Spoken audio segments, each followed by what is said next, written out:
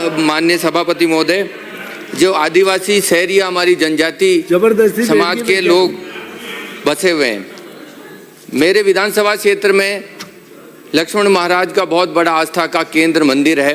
उस मंदिर में पूरे क्षेत्र के लोगों की भावना जुड़ी हुई है और उस क्षेत्र में आस्था के साथ साथ एक शहरिया समाज का हमारा महाकुंभ 15 दिन तक हमारा सीताबाड़ी के इस मेले के रूप में लगता है। इसके बाद में मैं ये कहना चाहूँगा कि उस मेले के माध्यम से उस क्षेत्र में रहने वाले अभी सभी समाजों के लोग की आस्था उस क्षेत्र से लगाव और जुड़ाव है।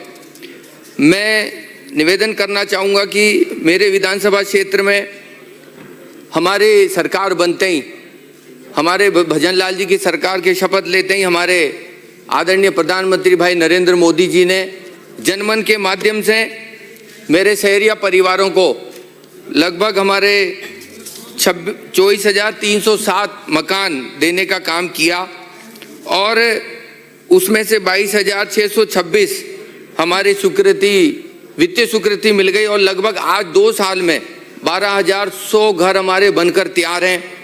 जो जनमन के अंतर्गत हमारे जो शहरिया परिवार जो बिना छत के थे और जिसको हम वादा करके चुनाव में जाके कह के आते हैं, तो गरीब परिवार का हमारा भाई आशा भी करता है कि मुझे घर मिलेगा और मेरी पक्की छत होगी।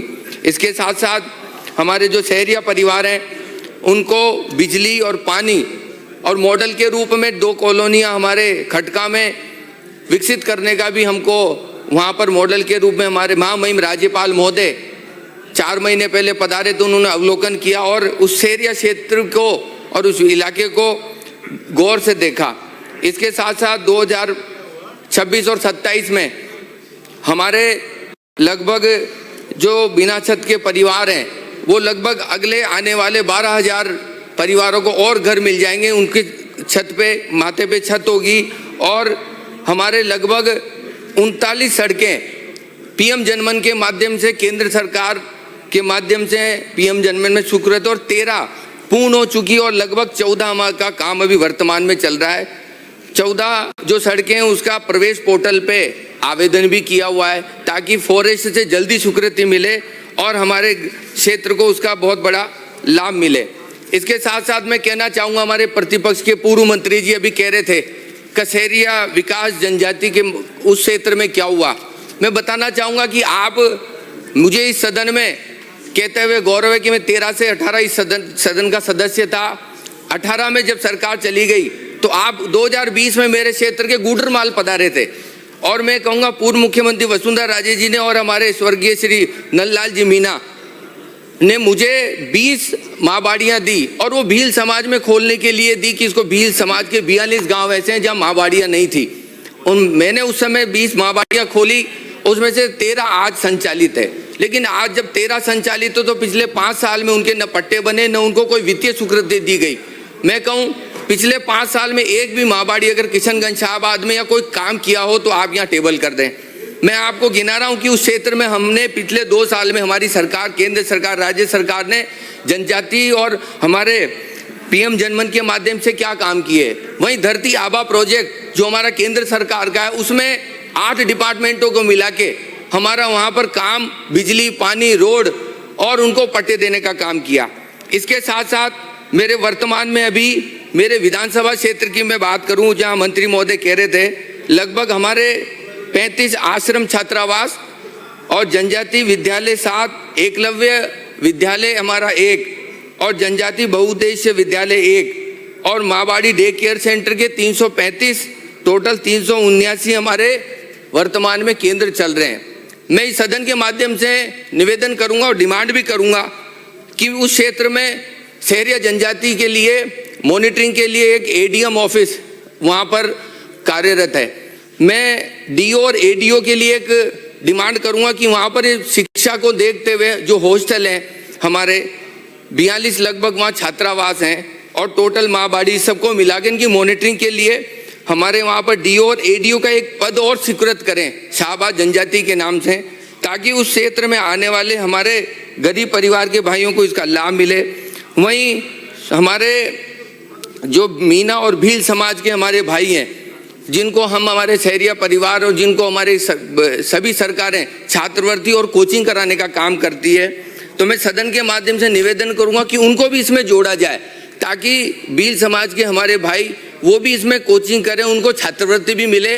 अभी शहरिया परिवार है हमारे, उनको छात्रवृत्ति और उनको फंड मिल रहा है, तो इसमें भील समाज को जोड़ने का काम करें। वहीं हमारे वर्तमान में हमारे पूर्व मंत्री जी बैठे हैं, 21 पीवीजीटी के अंतर्गत हमारे 21 नए छात्रावास अभी वर्तमान में बन रहे हैं और लगभग 4 कंप्लीट हो गए। मैं पिछले 2 साल का बता रहा हूँ जो मेरे क्षेत्र में हुआ, और बनकर वो तैयार है शहरी हमारे जनजाति छात्रावास। और इसके साथ साथ जो हमारा एकलव्य रेजिडेंशियल मॉडल स्कूल है उसमें 100% आरक्षण उनको शहरिया बच्चों को दिया जा रहा है। वहीं 5000 से अधिक छात्रों को आधुनिक शिक्षा हेतु उनको भी कोचिंग दी जा रही है। वहीं हमारे जो शहरिया परिवार है उनको पिछले 2 साल में जो बस्तियां थी उनमें 16,023 घरों में बिजली कनेक्शन देने का काम किया। वहीं उनको हमारे पेयजल के लिए उनकी बस्तियों में टंकी बनाकर पाइपलाइन देने का काम किया। वहीं कृषि के माध्यम से बीज देने का काम किया। वहीं अभी 55 गांवों में हमारे MMU के अंतर्गत हमारी 8 एम्बुलेंस हमारी चल रही है। वहीं हमारे कुपोषण को दूर करने के लिए मेरे मंत्री महोदय सामने विराजे हैं। मुझे पता है पिछले 5 साल जब सरकार आपकी थी उस दौरान घी तेल के टेंडर किन के हुए, मैं अब यहाँ कहूँगा तो पवित्र सदन में ठीक नहीं है, पर मैं धन्यवाद दूंगा हमारे मुख्यमंत्री भजन लाल जी को। हमारी जो पॉलिसी थी उसमें डायरेक्ट ट्रांसफर DBT करने का काम इस घोषणा इस बजट में किया। वहीं मेरे शहरिया परिवारों को डायरेक्ट 1200 रुपये की उनके खाते में महिला को मुखिया बनाते हुए, महिला को सदृढ़ीकरण करते हुए उसको 1200 रुपये खाते में देने की घोषणा इस बजट में की, ताकि जो घी तेल दाल में भ्रष्टाचार होता था वो रुकने का काम होगा और सीधा खाते में उनके महिला के खाते में जाने का काम किया। आप बजट पढ़ लेना, मेरा निवेदन है। माननीय सभापति महोदय, मैं डिमांड करूंगा कि सदन के माध्यम से 13 से 18 हमारे पूर्व मुख्यमंत्री वसुंधरा राजे जी की सरकार थी। MTC वार्ड, कुपोषित वार्ड बच्चों के हर CHC पे 10 बेड का एक वार्ड था और माता पिता को 250 रुपये पर बच्चे को दिए जाते थे ताकि माता पिता उनका इलाज करा सके। और मेरे यहाँ लगभग अभी 9 CHC और 5 PSC और 2 उप जिला चिकित्सालय हैं। मैं कहूँ शाहबाद में MTC वार्ड है और 12 में वार्ड है, तो 10 बेड का एक वार्ड है और 12 में भी 10 बेड। तो मेरा निवेदन है कि हम पहले 13 से 18 में जब कुपोषण का इशू चला 2002 में, जब पूर्व मुख्यमंत्री जी हमारे यहाँ नहीं है, मैं कहूँगा उस समय जब कुपोषण का चला तो बच्चों को लाकर हमने भर्ती कराया, उनका इलाज स्पेशल तौर पे कराया ताकि बच्चों को उसका लाभ मिले। इसको देखते हुए वहाँ पर कुपोषित वार्ड, MTC वार्ड हर CHC पे खोला जाए। उसका बजट या तो हम जनजाति से दें, पहले उदयपुर ट्राइबल से उसका पैसा मिलता था, उसमें कंपाउंडर ANM सफाई कर्मी लगते थे, और 10 बेड का एक वार्ड बच्चों का, कुपोषित बच्चों को सदृढ़ करने के लिए उनके माता पिता को 250 रुपये पर डे देने का काम सरकार करती थी। पर पिछले 5 साल में उसको खत्म करने का काम किया और अभी हमारी सरकार आई, उसने अभी अतिरिक्त बजट देकर वहाँ पर शाहबाद में और हमारे कैलवाड़ा में और 12 में उनको वापस प्रोत्साहन करने का काम किया। इसके साथ साथ मैं ये निवेदन करूँगा कि हमारे जो बच्चे हैं उनको कुपोषण से बाहर निकालने के लिए और उनके परिवारों को जो 100 दिन BVG राम जी का जो जिक्र करते हैं, तो मेरा गरीब क्षेत्र है, मेरा पिछड़ा हुआ क्षेत्र है, जनजाति क्षेत्र है, 125 दिन देने से कहीं ना कहीं हमारे परिवारों को उसमें बहुत बड़ा लाभ होगा। इसके साथ साथ मैं ये कहूँगा कि 3 से 8 में हमारी BJP की सरकार थी, उस समय मेरे शहरिया भाइयों को आरक्षण देने का काम किया। 12 जिले में 25% आरक्षण हमारे SC और ST और OBC में निकाल कर हमारे शहरिया परिवारों को देने का काम किया। 1 से 8 तक की नौकरियों में उनको आज लाभ मिल रहा है और आज वो वर्तमान में अपना काम वहाँ पर नौकरी लग रहे हैं, कोई पटवारी, ग्राम सेवक, ये सब लोग वहाँ अभी वर्तमान में काम कर रहे हैं। इसके साथ साथ मैं एक बहुत बड़ा निवेदन करूँगा कि पूरे इलाके की बहुत बड़ी डिमांड है हमारे कि किशनगंज शाहबाद को TSP किया जाए ताकि SC, OBC और जनरल को इसका लाभ मिले। शहरिया परिवार को, भील परिवार को, जाटव को, किराड़ को, मेहता को, सबको लाभ मिले, नागर समाज को। मेरा निवेदन है कि 2011 के आंकड़ों से हमारी जनजाति की जो 38% आबादी थी, मेरा निवेदन है 2026, आज 15 साल बाद, जब आप सदन में पहली बार जब मैं आया अभी इस सत्र में, तो पहला क्वेश्चन लगाया, मंत्री जी ने आश्वस्त किया कि हम किशनगंज शाहबाद की जनगणना कराकर इसको टीएसपी हेतु परिलक्षित करेंगे। 2017 में हमारी बड़ी सादड़ी को टीएसपी हेतु अनुमोदन किया गया। मेरा निवेदन है कि हमारी ऐसी कई सारी पंचायतें हैं जिनमें 70% से ऊपर एसटी है, तो कहीं ना कहीं पंचायतों को हम टीएसपी करने का काम करें। समाप्त कीजिए। छोटी सादड़ी को माननीय सभापति महोदय, मैं अपनी बात थोड़ी सी खत्म करूंगा। मैं एक और निवेदन करूंगा, जो माँबाड़ी हमारे डे केयर सेंटर चल रहे हैं, तो मेरा निवेदन है कि हम माँबाड़ी में जो हमारे जो संस्थाएं हैं, इन संस्थाओं से नहीं लेकर हम सीधे उनको सरकार से लें, उनका कैडर भी बनाएं, और मेरा कहना है उनका जो भुगतान करते हैं वो भी सीधा डीबीटी के माध्यम से हो, ताकि हमारे जो जनजाति में, हमारे जो माँबाड़ी में जो विद्यार्थी लगे हुए हैं, उनका काम बहुत अच्छा हो। इसके साथ साथ स्वच्छ परियोजना के अंतर्गत जो हम टीएडीए भवन भी बनाने का काम करते हैं, और चौकीदार और रसोइयों का पेमेंट भी उसी से करते हैं। तो डीबीटी के माध्यम से जो सरकार ने हमारे शहरी परिवारों को देने का काम किया, वो डीबीटी के माध्यम से स्वच्छ में भी सीधा भुगतान करने का काम करें। इसके साथ साथ मैं थोड़ा सा आपसे निवेदन चाहूँगा, 1 मिनट में अपनी बात पूरी करूँगा।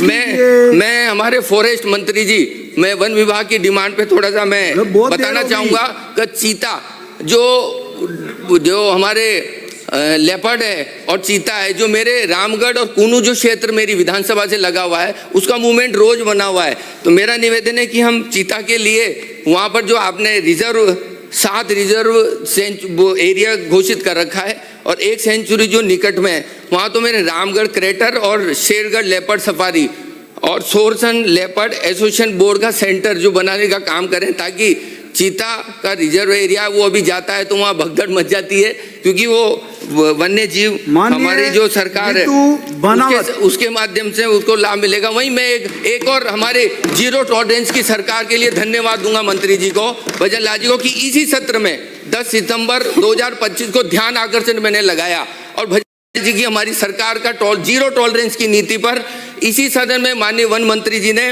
हमारे यहाँ का वन उपवन अधिकारी को जांच के माध्यम से निलंबित करने का काम किया। उसकी जांच आज पेंडिंग है, और पेंडिंग के माध्यम से आप उसकी जांच करा रहे हैं। इसको देखते हुए हमारी सरकार भ्रष्टाचार मुक्त शासन देने का हमारी सरकार काम कर रही है। मैं सभापति महोदय, मुझे बोलने का आपने